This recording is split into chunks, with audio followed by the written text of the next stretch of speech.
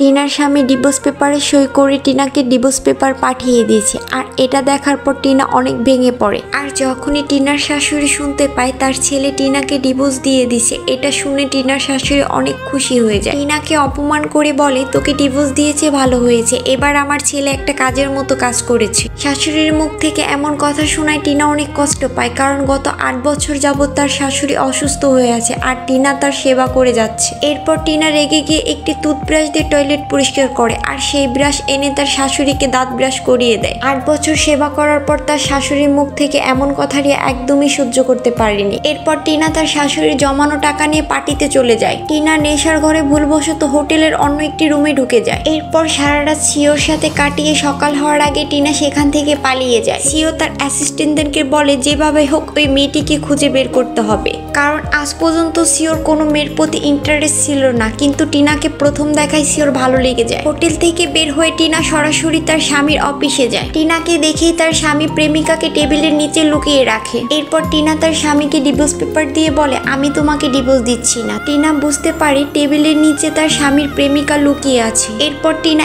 ইচ্ছে করে হাতের উপর পা দিয়ে দাঁড়িয়ে তার স্বামীকে বলে, যা হয়ে গেছে ভুলে যাও, আমি তোমার সাথেই সারা জীবন থাকবো। যেন তার স্বামী আর তার প্রেমিকা কি করে সেই ভিডিও ফুটেজগুলো সে দেখতে পারে। টিনা মনে মনে বলতে থাকে, এখন আমি নিজেকে এমন ভাবে পরিবর্তন করব যেন আমার স্বামী আমাকে দেখে আফসোস করে। মেয়েটি শপিং মল থেকে অনেক কেনাকাটা করে যখনই নতুন একটা ড্রেস আপ পরে বাহিরে বের হয়, ঠিক তখনই মেয়েটির সাথে সিওর দেখা হয়ে যায়। কর্মচারী যখনই এসে টিনাকে বলে, ম্যাম এই নেন আপনার সব ড্রেস আপ, আপনাকে কোনো পেমেন্ট দিতে হবে না। এটা শুনে টিনা অবাক হয়ে যায়। কর্মচারী আলো বলে যে আপনার সামনে দাঁড়িয়ে আছে সেই এই শপিং মলের মালিক।